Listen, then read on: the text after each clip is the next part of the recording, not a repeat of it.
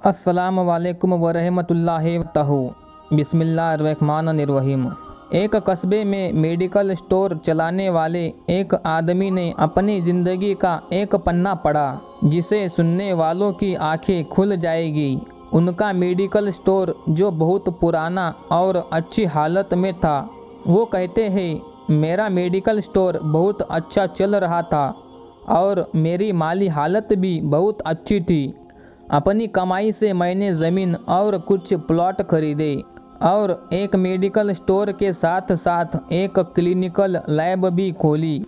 मैं बहुत लालची इंसान था क्योंकि मेडिकल फील्ड में कमाई दोगुनी नहीं बल्कि कई गुना थी। ज़्यादातर लोग नहीं जानते कि मेडिकल पेशे में आने वाली कोई दवा 10 रुपये चुकाने के बाद 70-80 रुपये में आराम से बिक जाती है।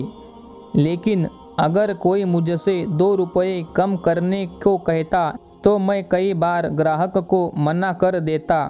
खैर, मैं दूसरों के बारे में बात नहीं कर रहा हूँ, सिर्फ अपने काम की हकीकत बयां कर रहा हूँ। गर्मियों में एक बुज़ुर्ग मेरी दुकान पर आए। उन्होंने मुझे एक डॉक्टर का पर्चा दिया। मैंने दवा पढ़ी और उसे निकाल लिया। उस दवा का बिल 560 रुपये था। बुज़ुर्ग ने अपनी सारी जेबें खाली कर ली, लेकिन उनके पास कुल 180 रुपये थे। मैं उस वक्त बहुत गुस्सा हुआ क्योंकि उस बुज़ुर्ग की दवा लेने में मुझे बहुत समय लगा और सबसे बड़ी बात ये थी कि उनके पास पैसे कम थे। बुज़ुर्ग को दवा लेने से कोई इनकार नहीं था, शायद उन्हें दवा की सख्त ज़रूरत थी। बुज़ुर्ग आदमी ने कहा, मेरी मदद करो, मेरे पास बहुत कम पैसे हैं और मेरी बीवी बीमार है। हमारे बच्चे हमें पूछते तक नहीं। मैं अपनी बीवी को इस तरह बुढ़ापे में मरते हुए नहीं देख सकता।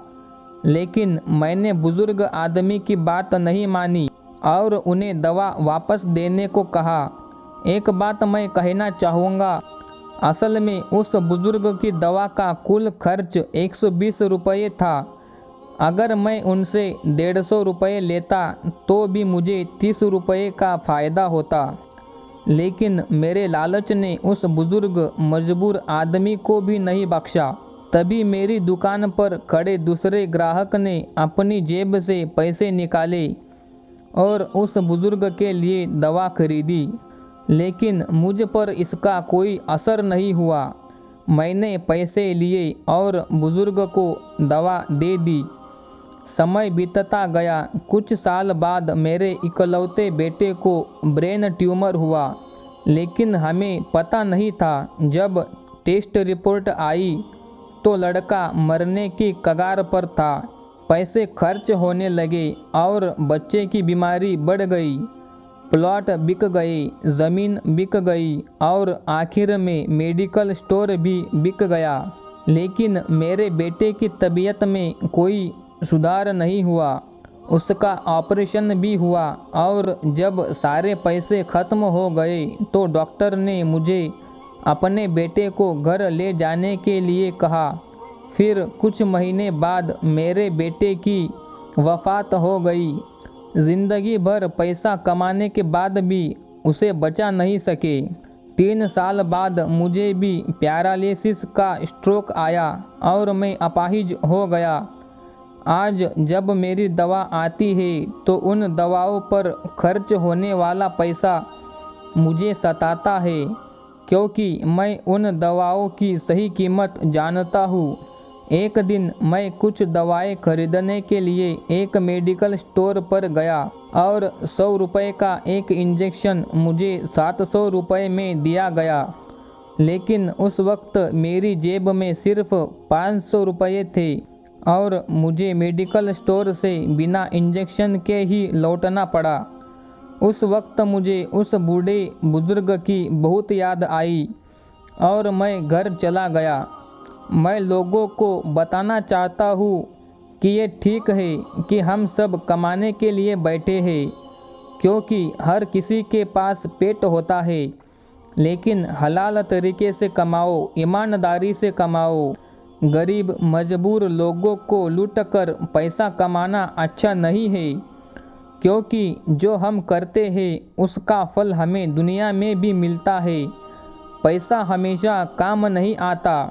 अल्लाह की पकड़ मजबूत है, क्योंकि कभी कभी छोटा सा लालच भी हमें बड़ी मुसीबत में डाल सकता है।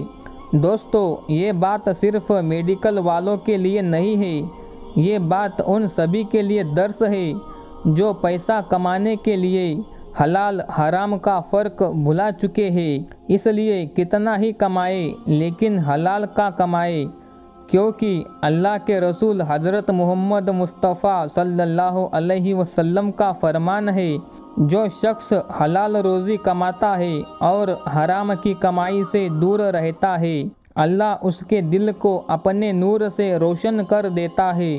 दूसरी ओर जो शख्स हराम की कमाई करके उस कमाई को सदका और खैरात में देता है, उसका वह सदका अल्लाह की तरफ से कबूल नहीं किया जाता। अगर वह उस कमाई को खर्च करता है तो उस कमाई में बरकत नहीं होती, और अगर वो उस कमाई को छोड़कर मर जाए तो वह कमाई जहन्नम का सामान बन जाती है। हराम की कमाई करने वाले की कोई दुआ कबूल नहीं की जाती, बल्कि उस पर अल्लाह की तरफ से हमेशा लानत बरसती रहती है।